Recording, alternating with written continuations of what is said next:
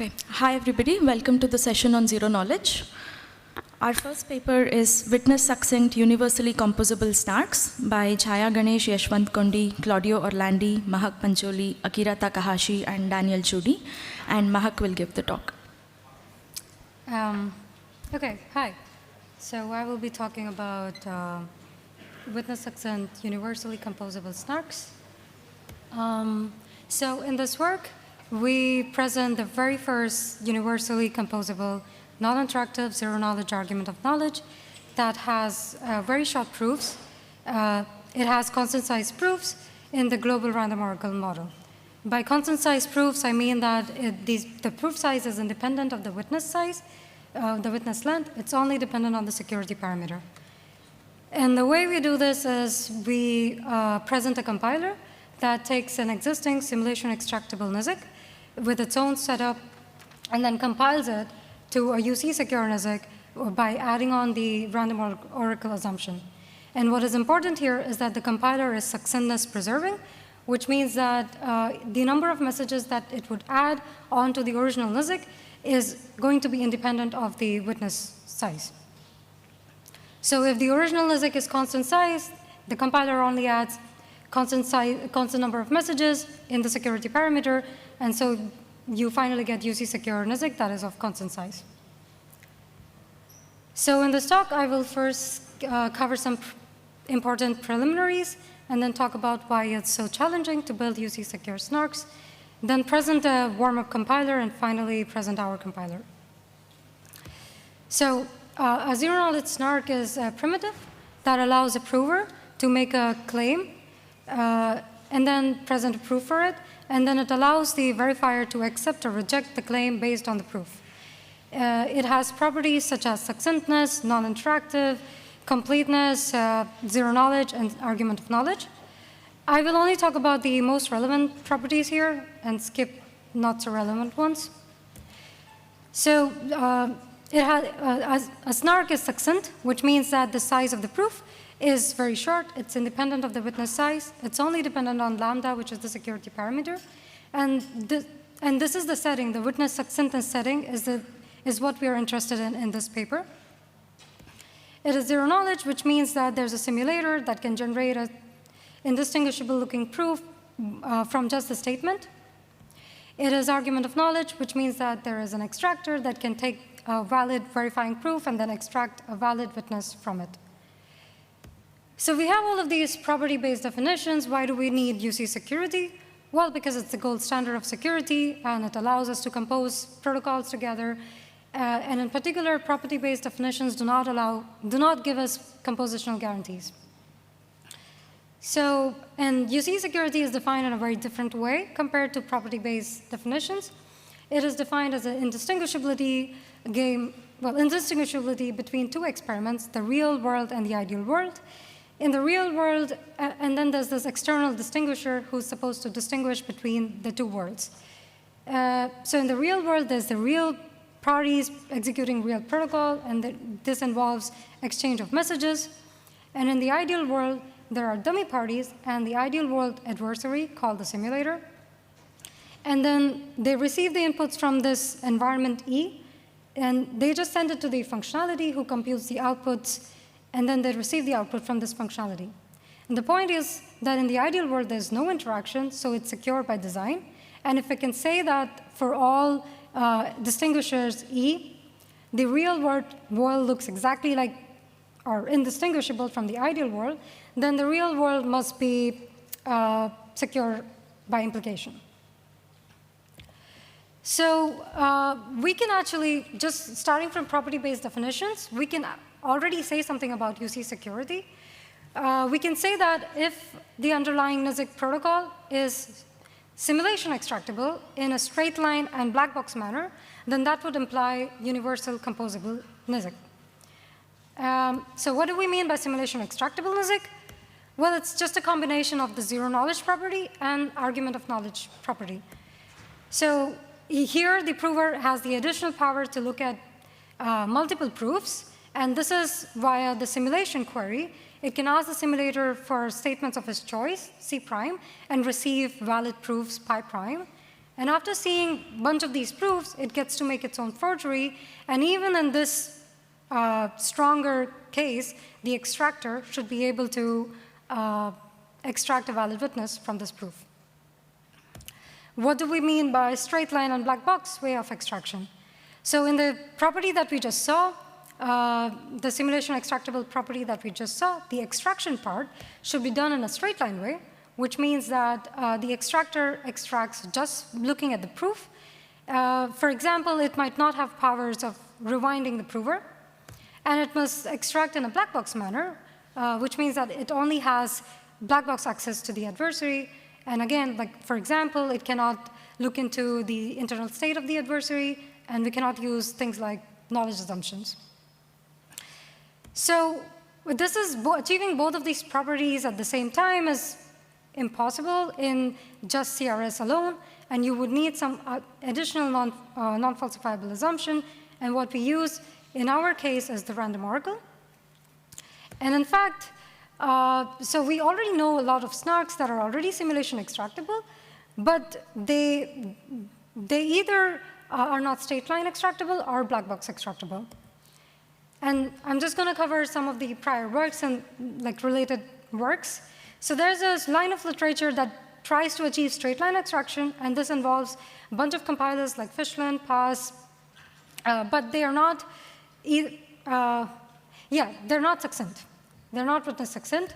And then there are a bunch of compilers that lift existing snarks to simulation extractable or UC secure snarks, but then all of these works either miss out on straight line extraction or black box extraction, or they're not witness succinct. And in this work, we achieve all of these three things together in the random oracle model. So we are using random oracle, but we want to use it in a very constrained way. We would not program the random oracle because we want to use a global random oracle, which means there's only a single random oracle for all protocols. And we would instead use observability of the random oracle queries. So the extractor would get to see all the queries that the adversary makes to the random oracle, and then this gives it enough information to be able to extract from a succinct proof. So our extraction is going to be black box because you only look at the random oracle queries, and you don't need the adversary, and it's going to be straight line because, again, you only look at the random oracle queries. All right, so now let me give a warm-up compiler that achieves both straight line and black box extraction, but is not witness succinct. So this is the COCO framework, which formalizes UC security, which the ideas that were presented much earlier. So this is the basic snark framework. The idea here is that the prover would be asked to make an extractable commitment to the witness. Now, given this extractable commitment, the extractor could just extract from it. A very simple way of doing this commitment is just encrypt to the witness. So the prover encrypts to the witness and sends that encryption along with the proof pi. And now we also have to link this witness to the original one, so we change it. We would change the statement and also do the proof for the new claim. And finally, we would include the public key under which this encryption should be made in the setup. And in the ideal world, the extractor would know the secret key. And so when it sees this encryption, it can just decrypt it and output the witness. But of course, the problem here is that we're using encryption. So it's going to be as long as the witness, and it's not witness succinct. And our idea here is to change the way this extractable commitment part is done, and so that it is succinct. And to be able to extract from the succinct commitment, we would use random oracle. All right, so there are two important ingredients here. The first is how to do succinct commitments. And for this, we would use polynomial commitments. Polynomial commitments are just commitment schemes that allow you to commit to a polynomial f, and then later open points for this polynomial. So you can open z and y, and also provide a proof pi e that will verify only if this evaluation is correct. And to be able to extract from this commitment, we would use ideas from proof of work in the random oracle literature, very similar to the Fischland compiler which works for Sigma protocols. So concretely, to do the commitment, the prover would first be asked to encode the witness as a polynomial. So here the witness is W1 to Wn, and one example of encoding this as a polynomial is just using it as coefficients to a polynomial. And then it would commit to it using some polynomial commitment scheme, and this commitment would be succinct and independent of the witness size and degree of the polynomial. Okay, and as before, we would change the claim to link the two commitments, link the two witness. And to be able to extract from this commitment, the key here is the way this valid proof is generated.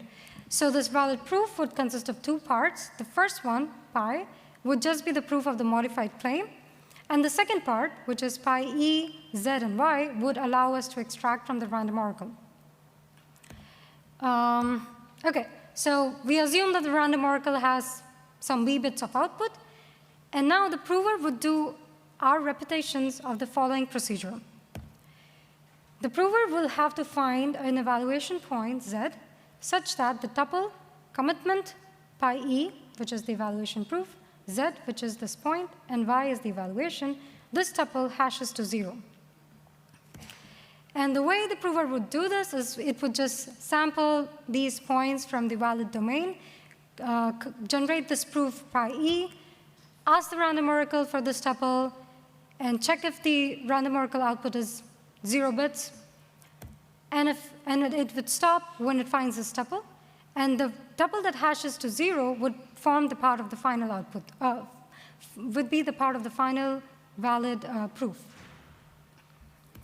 So because we have this constraint on the random oracle output, the point is that the prover will be forced to make more queries than would appear in the final proof. In particular, it would be forced to make at least d, which is the degree of the polynomial, number of random oracle queries, with different evaluation points. And then, in the ideal world, the extractor can just query the random oracle with observed query, and the random oracle would just send back the entire table of these tuples and the outputs to the extractor. And here, some of these tuples that are marked in red are not part of the final output because they did not hash to 0. And then some of them, which are marked as green, are the part of the final proof. But the extractor gets to see many points and enough points that it can interpolate the polynomial, decode it, and output the witness. When would this extraction fail? It would fail when the prover manages to find a good tuple that hashes to 0 before making degree number of queries. And to assess this probability, so the probability of getting a good string in any given try is 1 over 2 to the b, because the random oracle output are b bits. The probability of getting this under d tries is d over 2 to the b. And now, if we can make this d over 2 to the b small enough, then this extraction probability would be negligible. But then, that would also mean that 2 to the b is very big, it's exponentially big, and even an honest prover would have to do a lot of tries to find this tuple. So even an honest prover might not finish in polynomial time.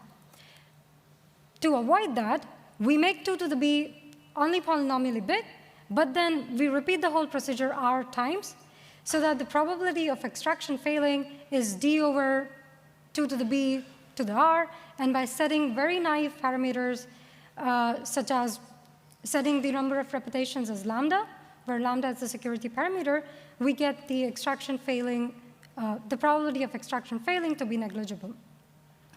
And note that we can do much better than setting r as lambda.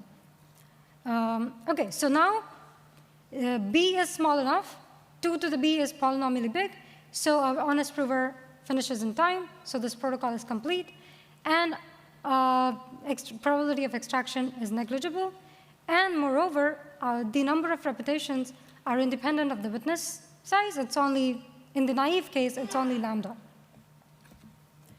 So the final construction is as follows.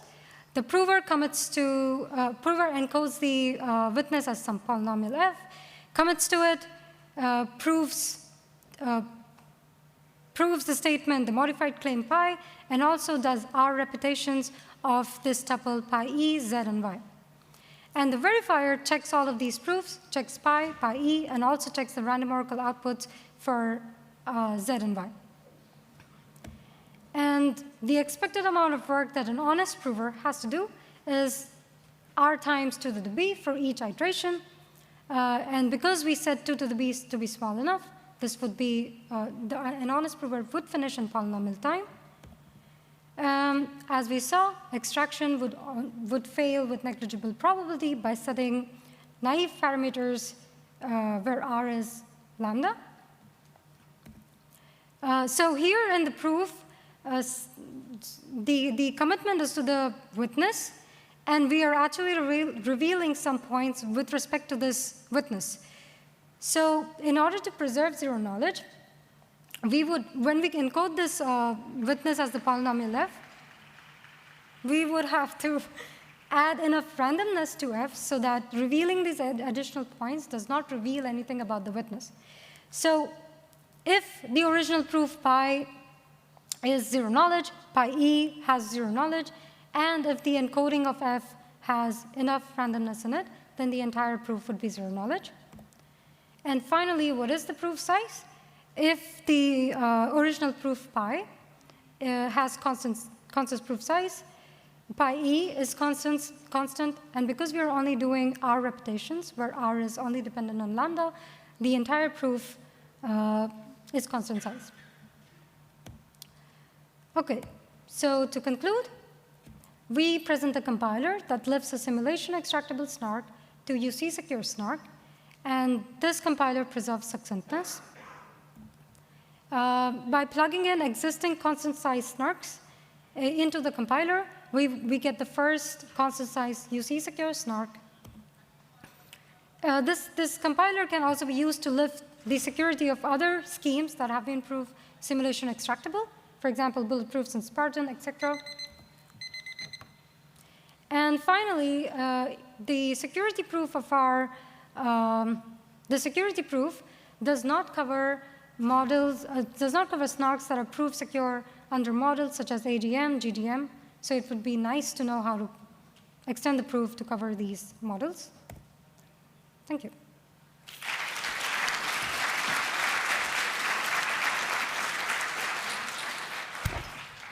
We have time for a quick question.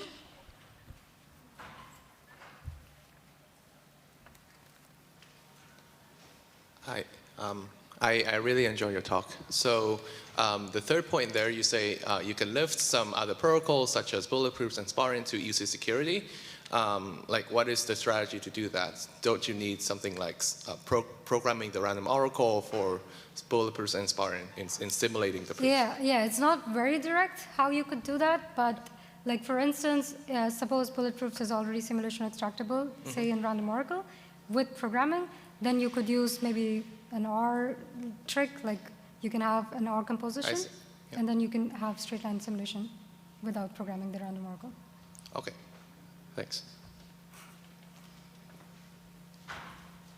OK, let's thank Mahak again. OK.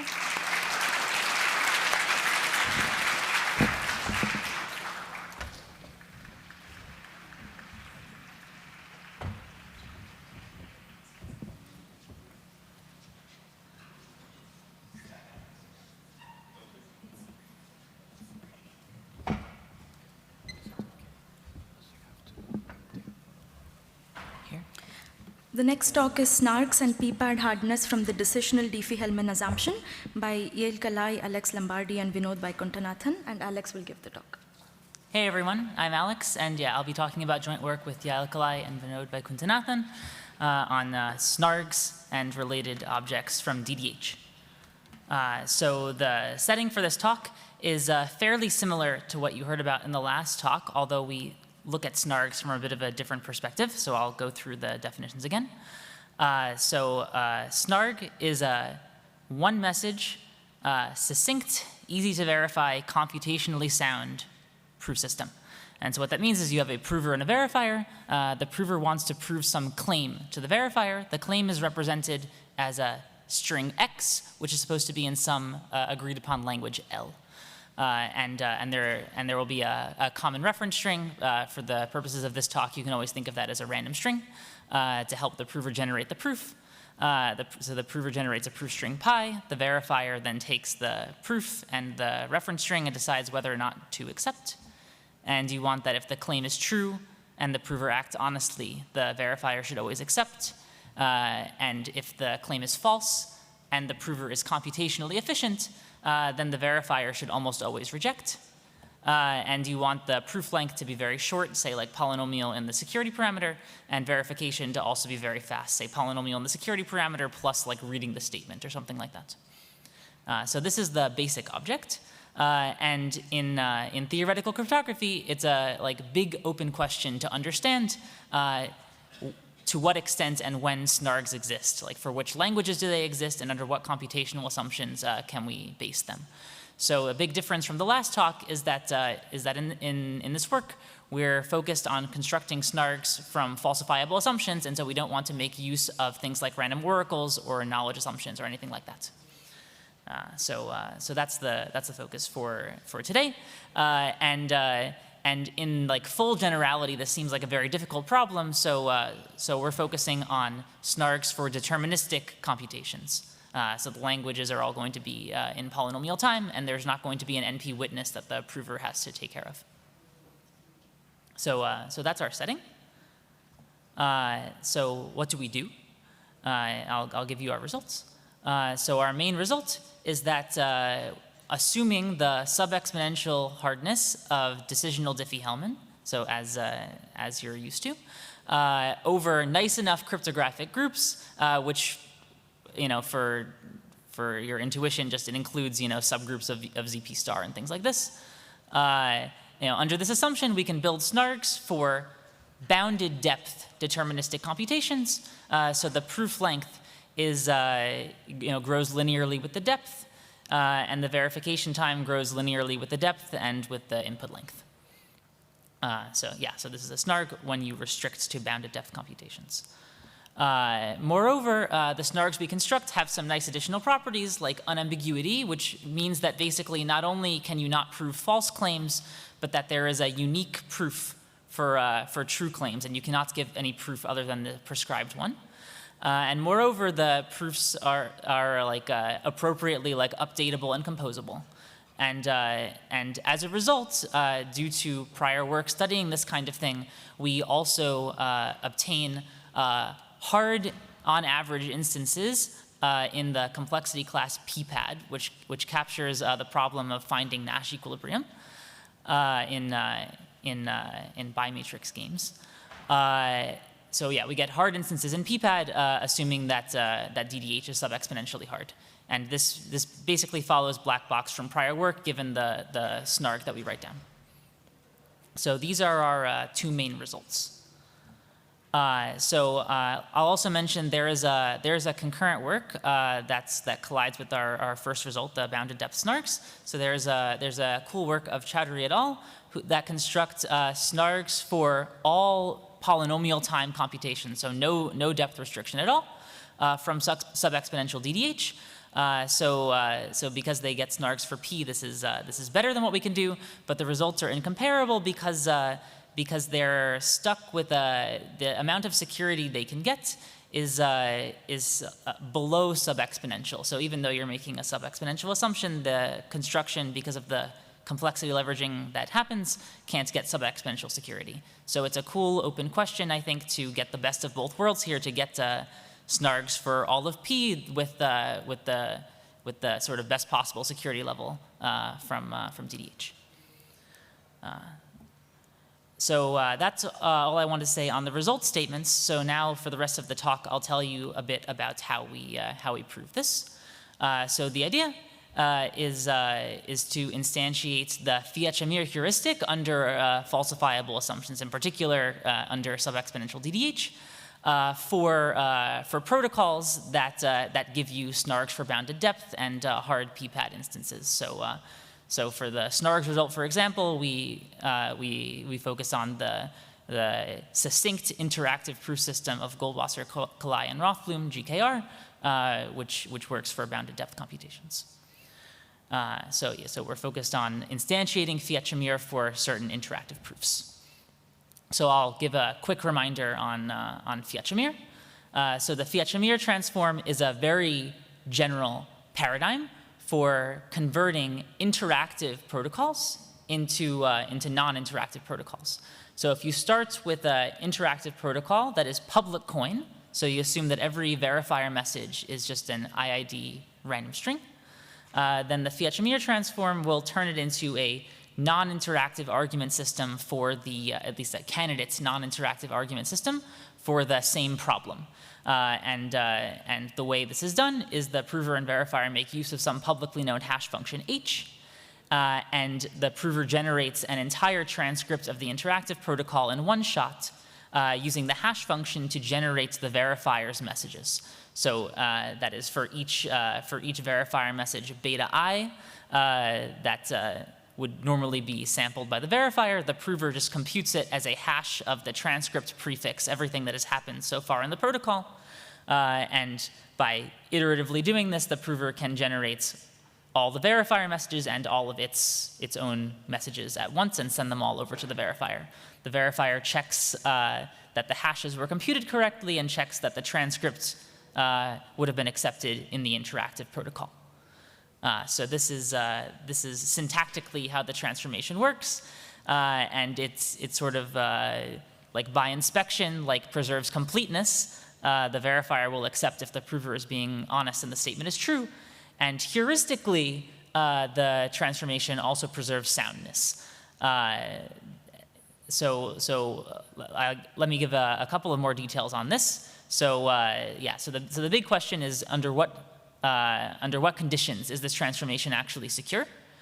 And we've known for a long time that it's secure very, very generally in the random oracle model. For example, if you take any constant round public coin interactive protocol and you model the hash function as a random oracle, so you model the adversary as only having query access to this hash function and treat the hash function as a random function, then the Fiat-Shamir non-interactive protocol will be sound.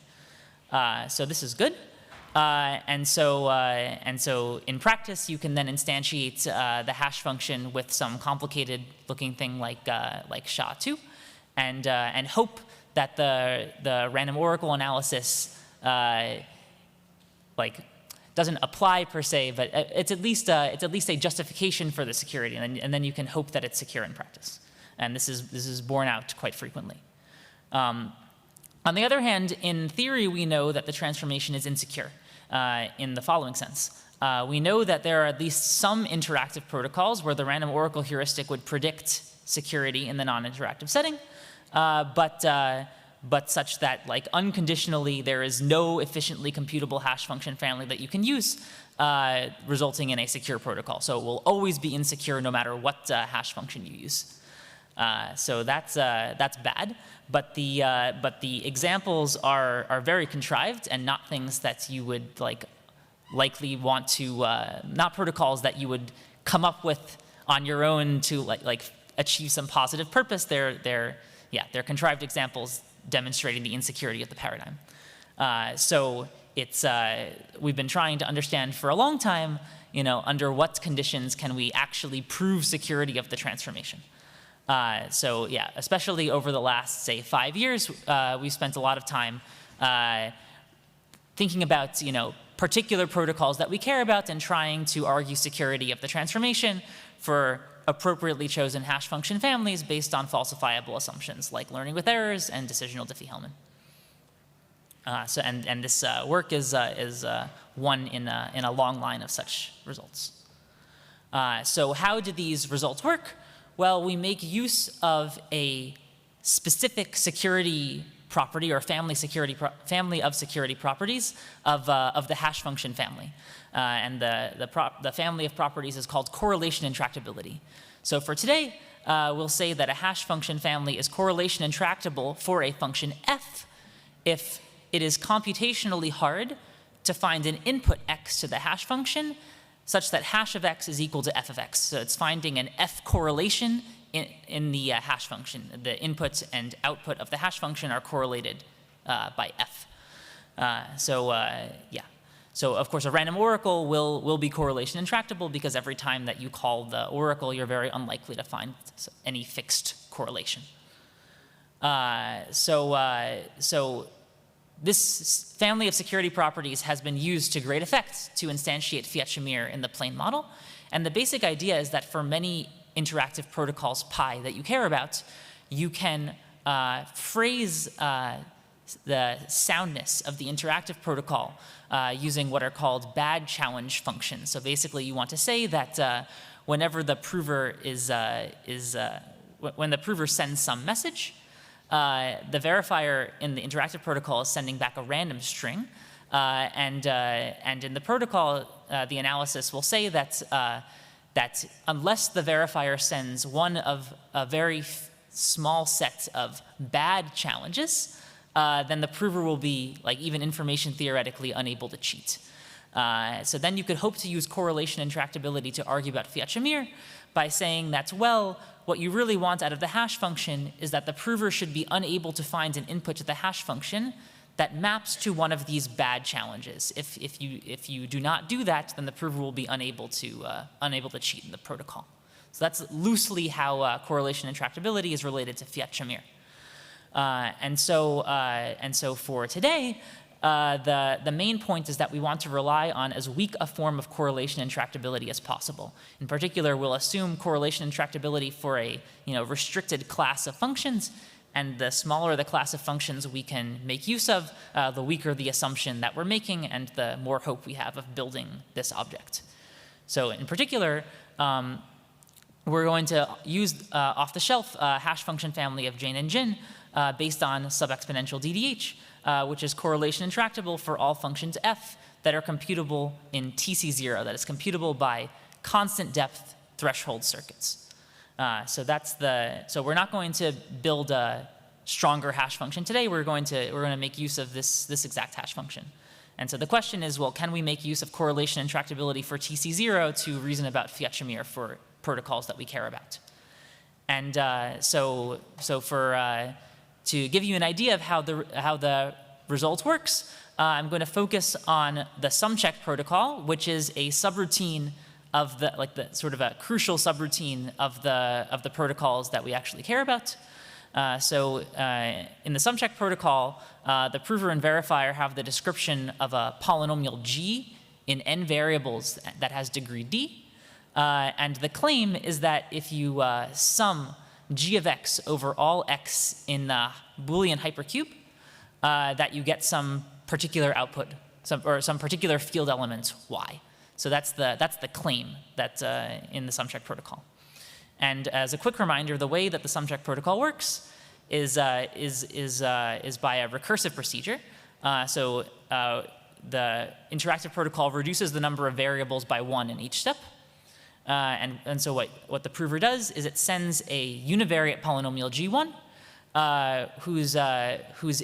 whose input variable is the first variable of the multivariate polynomial g, where g1 is supposed to be the polynomial that you get when you sum out all of the other variables over the hypercube. So you just leave the first variable indeterminate and sum over all the other ones.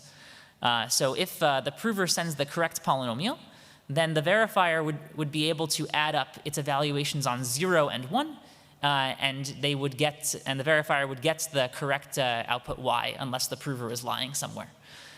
So the verifier will check this condition, and assuming it's met, the verifier just samples a random field element that the prover and verifier then treat as substitute the first input variable. They substitute this field element in for the first variable. So now you have a polynomial in n-1 variables, and there's a particular claim about it of the same form that we started with, and so we can recurse. So how do you analyze the soundness of this protocol? Well, so what can happen? What can happen is that the prover can lie about what this polynomial g1 is. That's what can go wrong. In particular, if the claim is false and the prover doesn't lie, then the verifier is just going to immediately reject because the sum is not correct. So the thing you have to worry about is if the prover lies about G1. And so it turns out that you can argue that the prover is unable to cheat as long as the challenge R1 is not a root of the difference between the correct polynomial that the prover was supposed to send and the polynomial that the prover actually sent. So this is the key point, that the bad challenges for this protocol, or for this one reduction step in the protocol, are the roots of a particular polynomial that you can compute. So what we do in this work is we instantiate Fiat-Shamir for variants of the sum-check protocol based on weak forms of correlation and tractability. And the main problem that we're dealing with is that root finding of polynomials in general is actually a pretty complex computation and can't be done in constant depth. So the typical examples to have in mind is that even for degree 1 polynomials, say over a prime order field, this is like the root finding problem is just like computing modular inverses, and when the prime is large, we expect this to require high depth. And in general, like for any field, for general D, all the algorithms that we know also are high depth for sort of orthogonal reasons. So we don't really have low depth algorithms for root finding. And the way that we deal with this is we focus on a very, very, very special case. We focus on degree 3 sum checks, and we pick our field very carefully. So the two main ideas in the result is that we have we write down a new TC0 algorithm for finding roots of degree 3 polynomials over a special family of fields due to Healy and Viola. And the idea is that instead of thinking about these like general purpose root finding algorithms, we use the fact that in degree 3 there are actually explicit formulae for roots of polynomials, and you can view the characteristic 2 cubic formula as actually sort of a low depth oracle algorithm that will, you can view it algorithmically and turn this into if you stare at it carefully enough, turn it into a TC0 algorithm for root finding. And to do this, we need to construct some field extension of the original fields to make this algorithm actually implementable. And as a result, we can do non-interactive sum checks for degree 3 polynomials from sub-exponential DDH. And then the second thing that we have to do is reduce the claims that we started with, the Fiat-Shamir for protocols that we wanted, to Fiat-Shamir for degree 3 sum checks. And we do this with some algebraic versions of Cook-Levin style tricks, basically. You can ask me about it afterwards or check the paper for more details. So that's all I wanted to say. So we build snarks for bounded depth computations, and we construct hard problems in PPAD based on weaker assumptions, namely correlation and tractability for a weak circuit class. And I think it's interesting to think about whether you can make do with even weaker circuit classes than what we talk about in this paper, and what you might be able to get out of that. And also think about your favorite applications, which of them only care about degree 3 sum checks, and maybe you can find new instantiations as a result. So thanks for listening.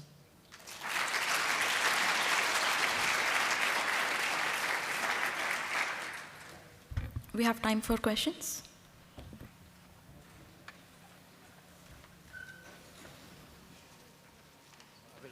I will show my ignorance also. Sorry for arriving a bit late, but very nice talk, nice result. So my question is kind of, if you're willing to assume correlation extractability for much larger circuit classes, does it work for, what do you get?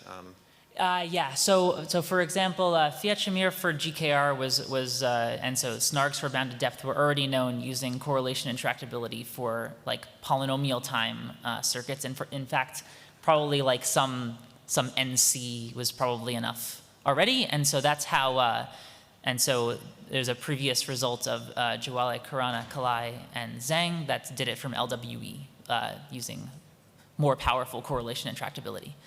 And so, yeah, so the question in this work was, trying to make do with as weak a form of correlation and tractability as possible. Yeah, I'll make a quick comment as well. So I actually like correlation and tractability also as an assumption for existing hash functions. So that's why I'm interested, but yeah. Yeah, it makes sense. Okay, let's thank Alex and move to the next talk.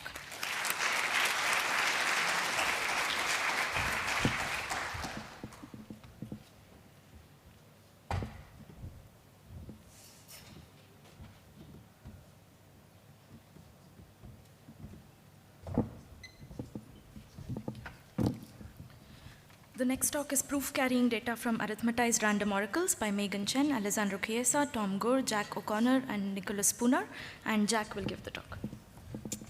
Hi, everybody. So my name is Jack, and I'm going to talk to you today about proof carrying data from arithmetized random oracles. This is joint work, as has been said, with Megan Chen, Alessandro Chiesa, Tom Gore, and Nick Spooner. So I'm going to start by introducing the setting and the problem that kind of PCD actually solves, like this primitive. So our setting is like streaming verification of t-step MP computations. So in particular, you're going to be given some function f, some initial state z0, and some final state zt. And what we want to verify is that there exist a bunch of intermediate states, z1 to zt minus 1, and a bunch of witnesses, w0 to wt minus 1, such that if you apply f kind of iteratively to your output every time, you'll get from z0 to zt. Okay? So how do we actually do this? Well, we can do this with, I think, a construction called incrementally verifiable computation, or IVC. So it looks like this picture. So the idea is you start off with your state z0, your prover is going to like compute the next state z1, and then output a proof. And then at all future states, the prover will actually take as input the previous state, but also the previous proof, and then output the next state, and the next proof. Okay, and the next proof is going to attest to the validity of two things. It will tell you that zt was calculated correctly from zt minus 1, and also that the verifier would have accepted the previous proof. Okay, the previous proof was valid. Okay, so you might be thinking this talk is about proof carrying data. Why am I talking about IVC? PCD, or proof carrying data, just generalizes this to directed acyclic graphs. Okay, so now that I've introduced IVC, how do we actually obtain IVC? So the main way to get IVC is from snarks. So in this, the way we do this is the IVC prover works as follows. It's going to basically run the snark prover, and I'm really going to simplify things here for the purposes of the talk to kind of get at the problem that we're trying to solve. But the main thing that the snark prover, or the IVC prover, has to do is run the snark prover, and the snark prover has to basically like prove that the snark verifier would have accepted the previous proof. Okay, this is the important point. Okay, so yeah. So now that we've kind of talked about how we're actually going to get like snarks, or how we're going to get IVC, where do we get our snarks from? Well, to get our snarks, one approach is to kind of do it in the common reference string model, but this requires with some knowledge assumptions. But for the purposes of our work, we're going to work in the random oracle model, because we get some nice things like some efficiency improvements, and like we get transparent setup. So now both the snark prover and the snark verifier have access to the random oracle. Okay. Now this introduces some kind of tension, and the reason is because snarks are designed to prove non-oracle computations. Okay. But now the snark prover has to prove that the snark verifier would accept a proof. Okay.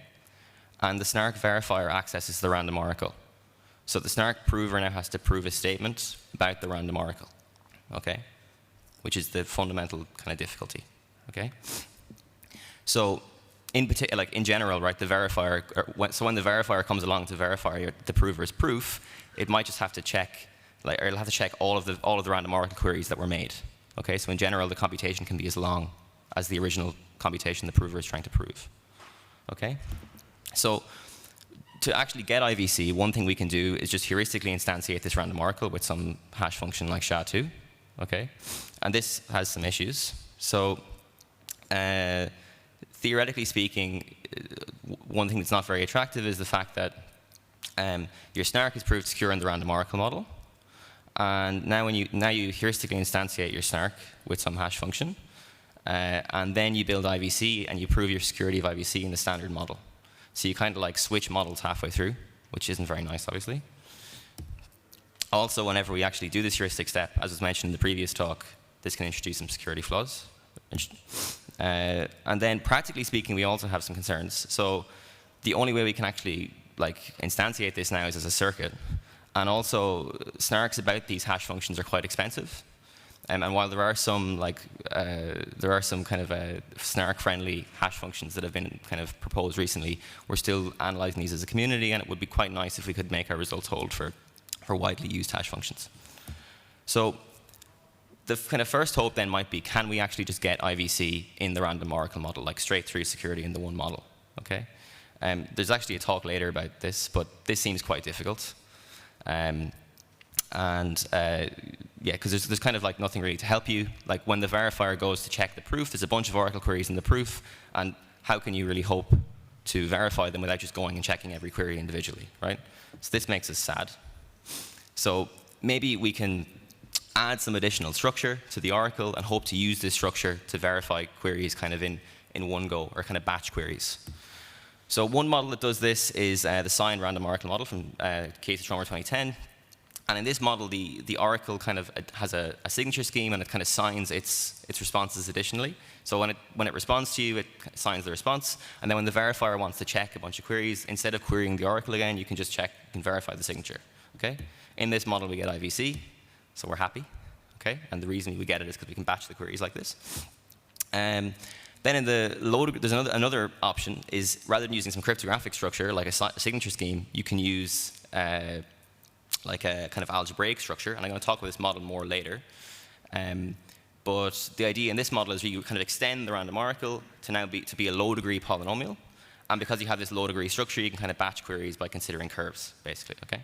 So again, and then you kind of query at one point, and you check a bunch in one go, and we're happy, right? We get IVC. So both of these models can be instantiated with a hardware token, but we don't know of any kind of software-only instantiation of these models, okay? So we're, again, sad, right? So that kind of brings me on to the point of this work, which is to kind of get a best of both worlds type thing. So on the one hand, we have the random oracle model, where we kind of know how to heuristically instantiate it. We use a hash function. But we can't get, or it seems very unlikely we can get IVC, okay?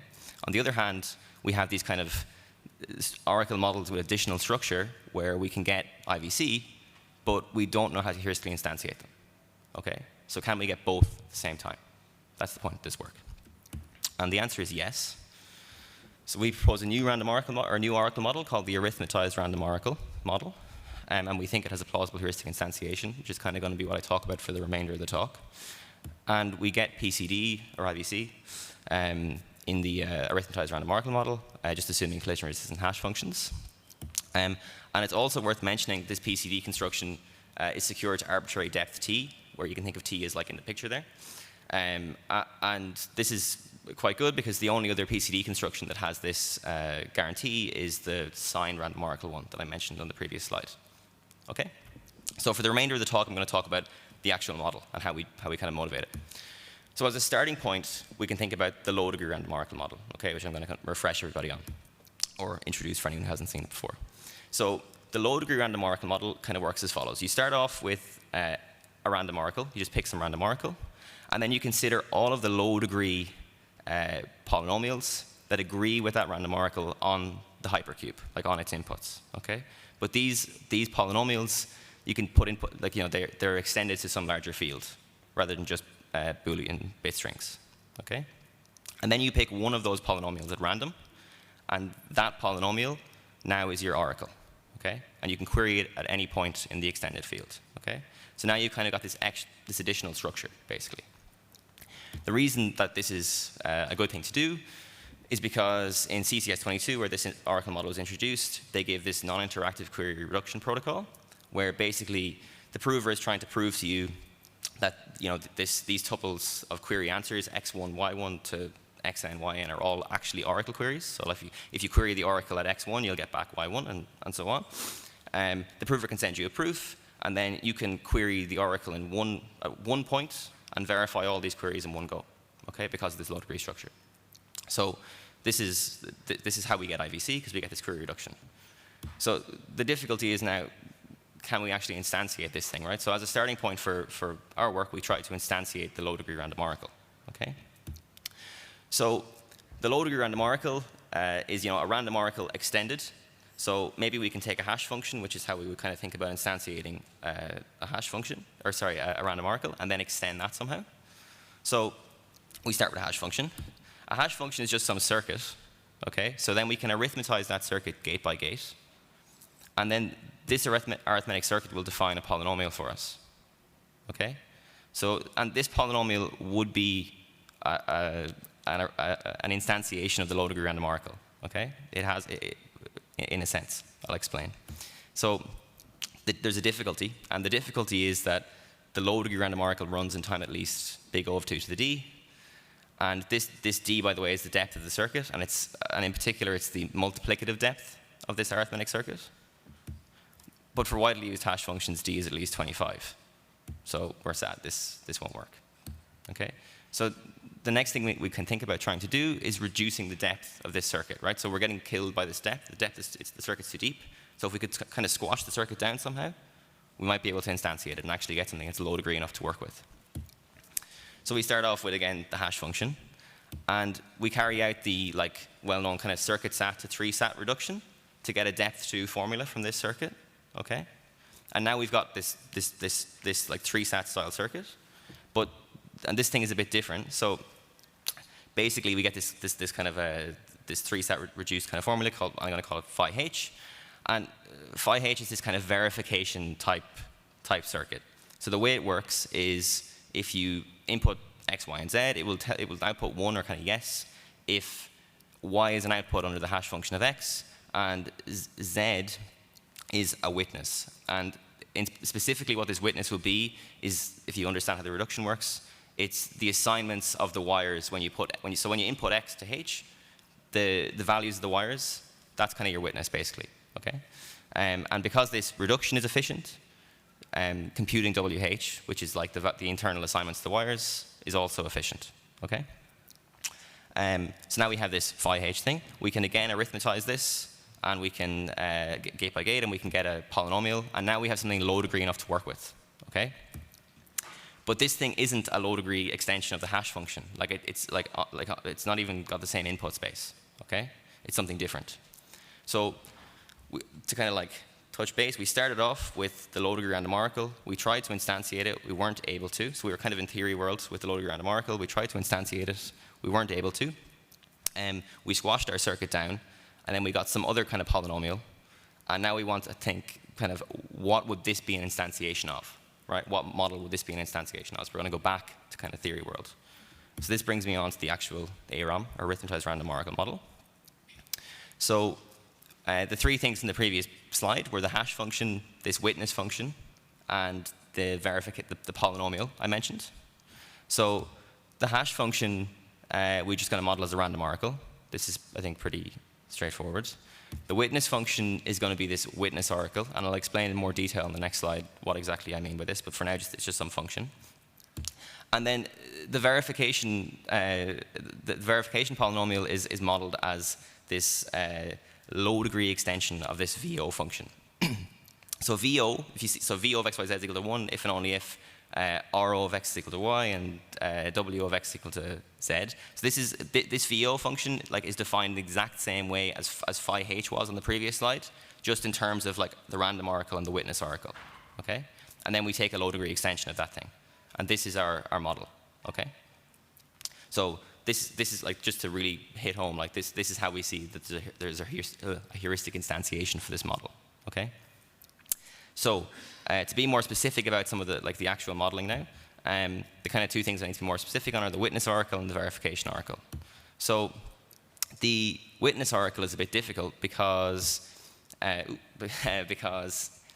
WH depends explicitly on the structure of the hash function, right? It's the internal values of the wires.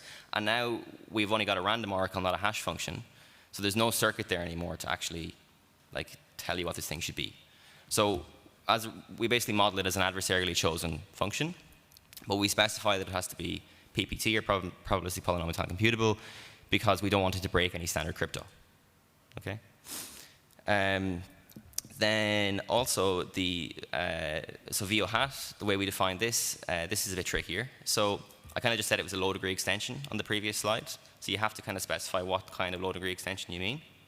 So if we set the individual degree to be 1, then an efficient adversary, this is actually like having the multilinear extension is actually quite powerful. There's a lot you can do with it. So as a result, the adversary will be able to efficiently invert the random oracle. So we don't want this. So we have to specify the degree, is it the individual degrees at least 2. Then you might think, right, we'll make it adversarially chosen, right, like the witness oracle, to be as kind of as strong as possible. But again, actually, if you do this, this is still too much power for the adversary. They would still be able to invert the random oracle. So as a result, we set it to be a uniformly random low-degree extension. We think maybe this can be strengthened, but we do think that it kind of reflects the fact that the adversary shouldn't be able to use the internal structure of the hash function to break security. But it's an open question or for future work, basically, to decide if this can be weakened. Yeah, so that's the model. So we think we have a heuristic instantiation of this model in software. And then the other thing I mentioned, which I have no time really to go into, is like getting PCD in the model. And we had to do loads of other cool work in the paper, apart from just defining this model. So quickly, we want to get PCD in the arithmetized random oracle model. How do we get this? Well, there's kind of 2 components to it. So one thing we do is we show that security in the random oracle model implies security in the arithmetized random oracle model. So any construction that's secure in the random oracle model is also going to be secure in the arithmetized random oracle model. And we use some nice things like the combinatorial Müller-Schellen stats and some algebraic query complexity results to do this. And then additionally, we get query reduction in the arithmetized random oracle model. So this follows very, very similarly to the low-degree random oracle model. And the reason is because we still have this nice low-degree structure.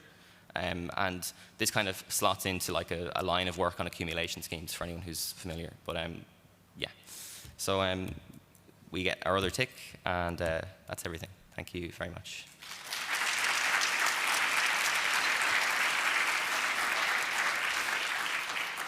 We have time for questions.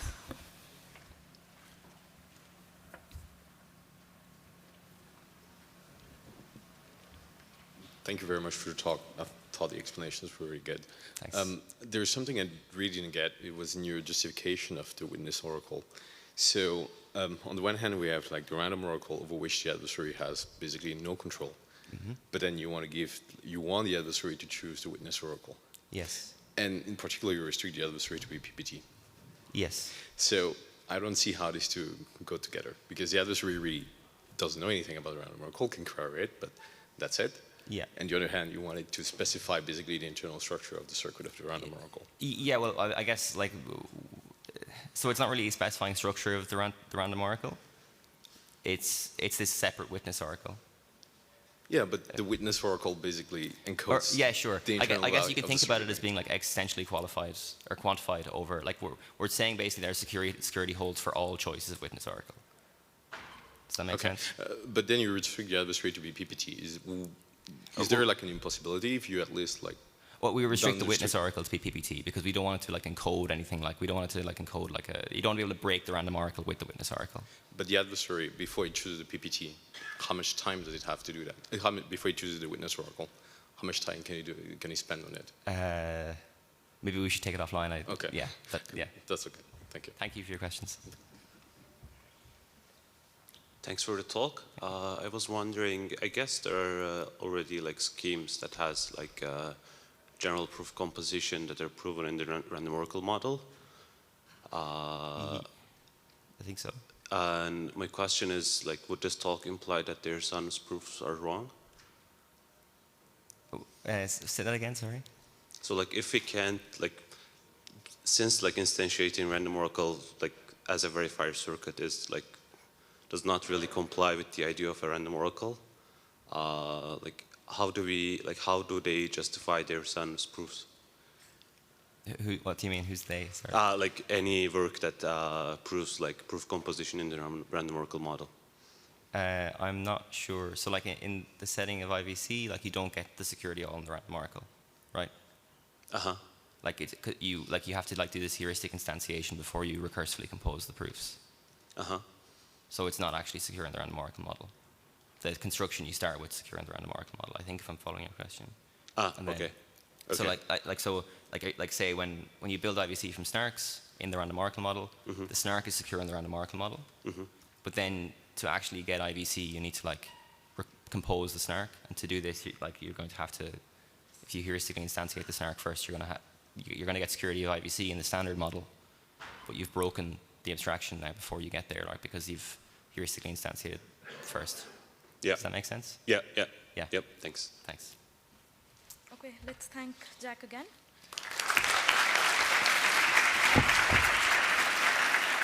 We have a 10-minute track switch break and we resume at 11:40.